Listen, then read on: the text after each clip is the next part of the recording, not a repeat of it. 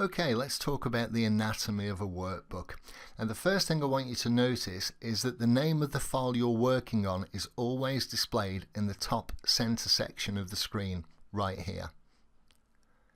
Now you can see at the moment as we have opened a new workbook that Excel has called it Book 1 by default.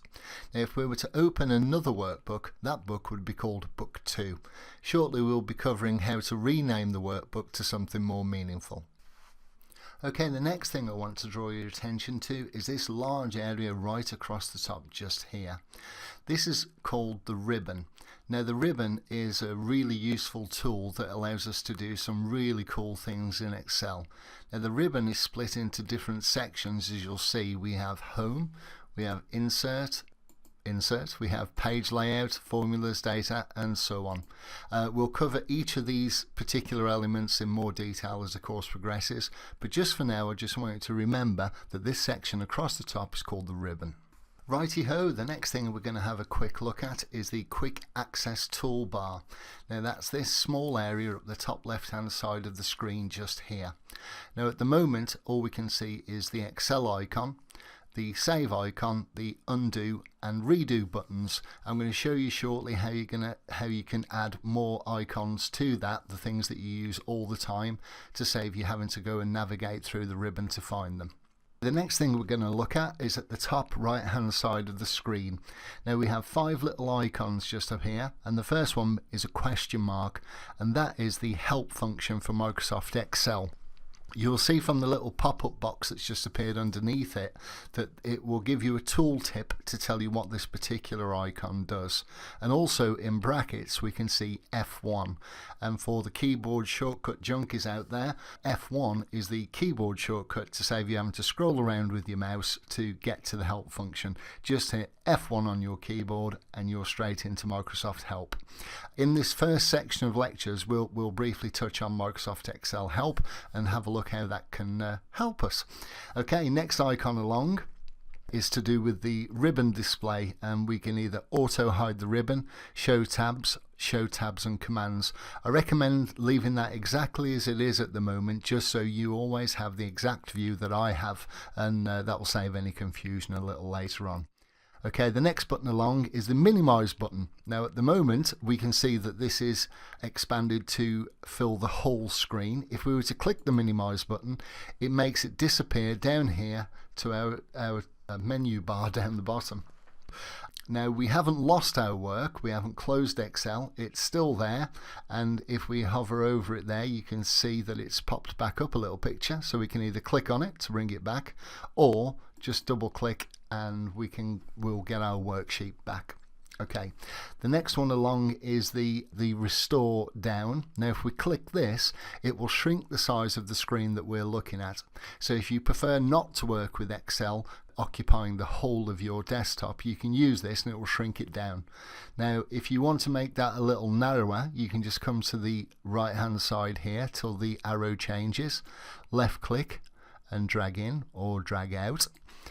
You can do the same from this side, so you can left click, drag in, drag out.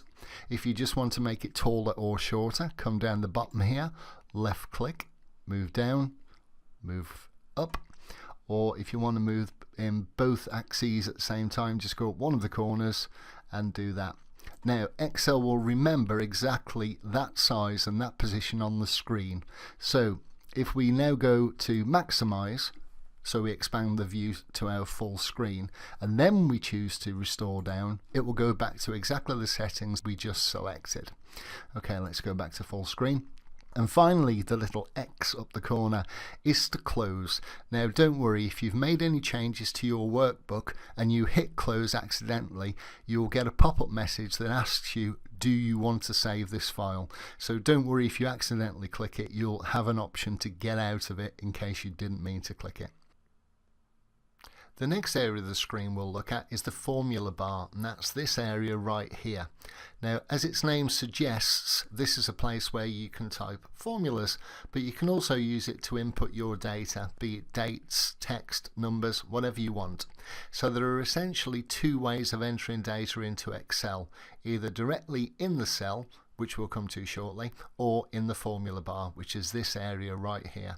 Don't worry too much about what we're going to do with it at the moment, just remember that this area is called the formula bar. Okay, the next area is the worksheet area, and that's this area highlighted just here. This is the main area that we'll be working in and entering our data and our formulas into, and it's made up of lots and lots of little cells, and we'll cover cells now. So, cells.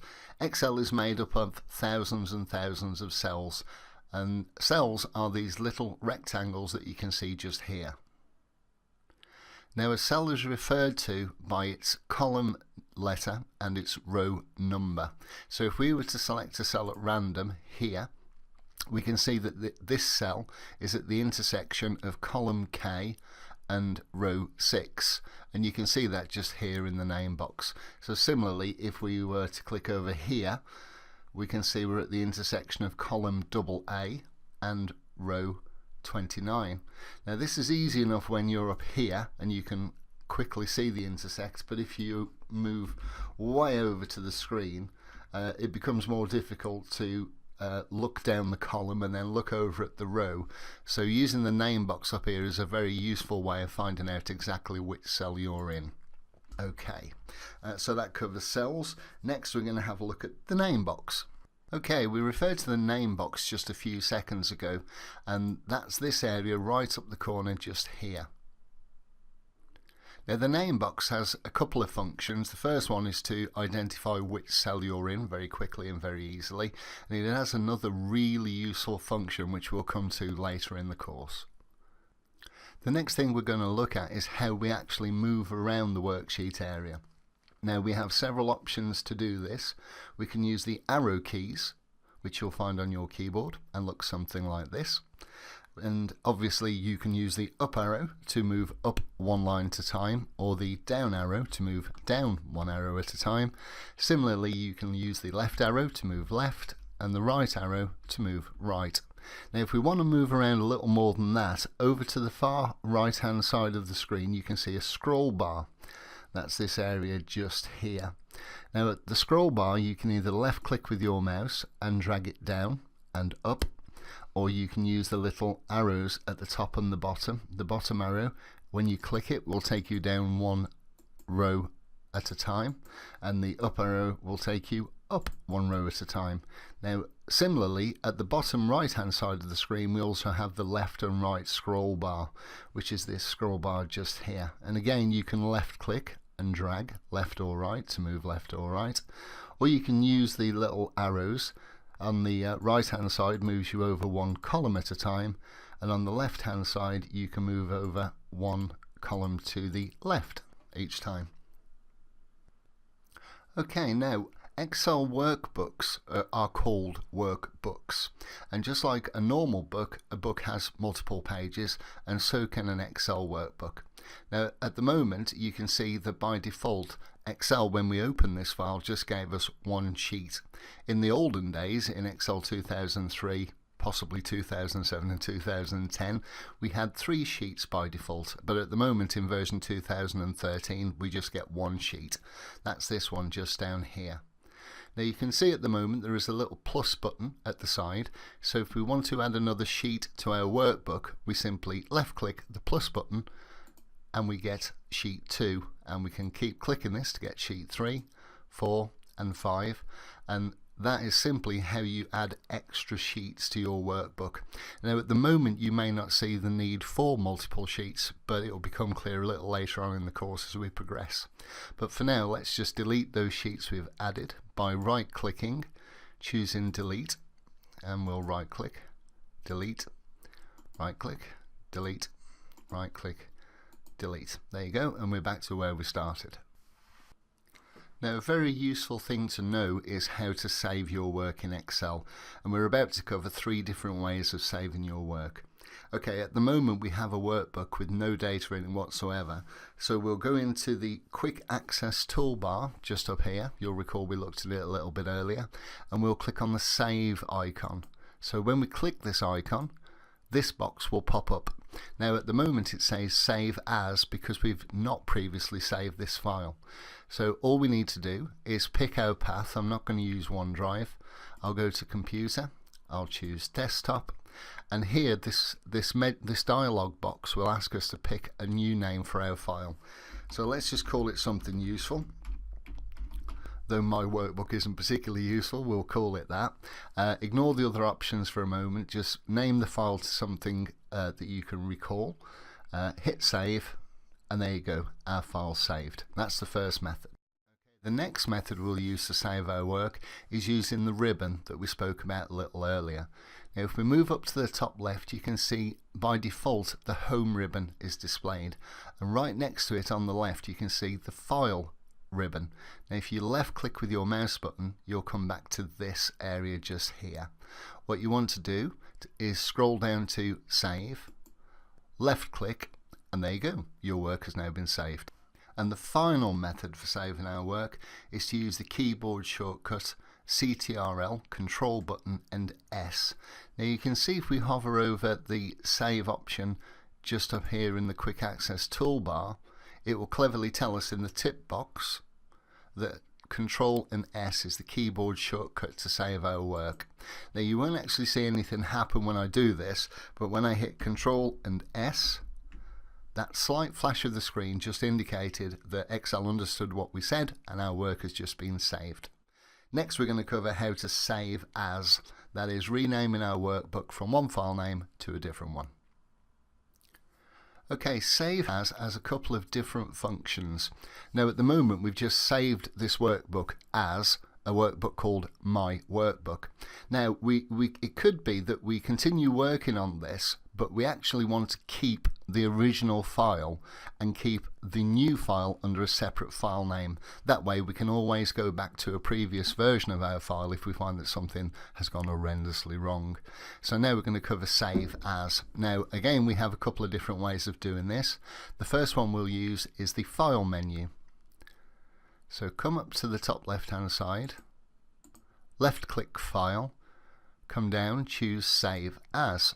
Again, specify your path. I'm going to choose computer, desktop, and we'll get this little dialog box, and we can see there that we already have My Workbook, the one we've just saved. But this time what we're going to do is we're going to call this My Workbook 2, which is a very creative name indeed. Again, don't worry about any other options for now, just change the name of the workbook and save as a different workbook. Now we still have My Workbook, the original version, still intact. All the data that we entered in there, even though we didn't enter any data in there, is still there and it's fully protected and will stay there until you delete it. But now we've successfully renamed the file as My Workbook 2.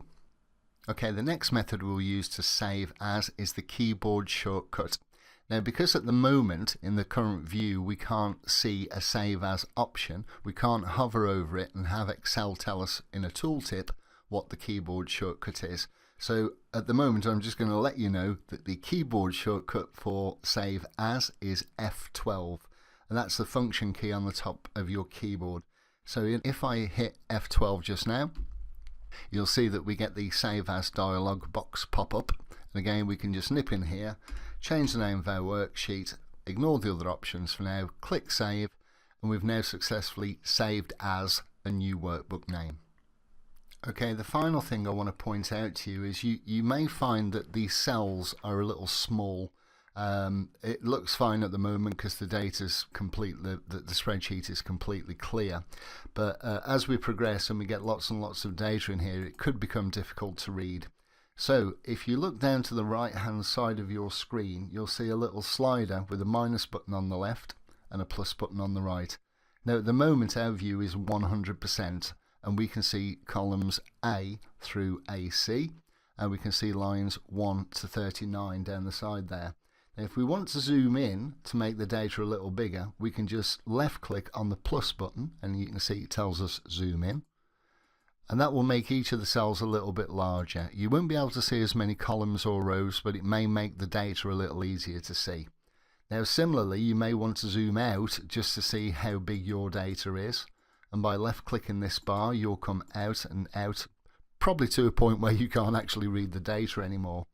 Alternatively, you can left click this little bar in the middle and either move to the left to zoom out or move to the right to zoom in. And there you go, that should make it a little easier for you to see. Okay, there you have it. That's the detailed anatomy of a workbook. In the next short lecture, we're just going to have a couple of minutes just as a quick review. So if you ever need to come back to it in the future, just go to the short version and you'll quickly be able to find all the different areas of the workbook and what they're called. See you soon.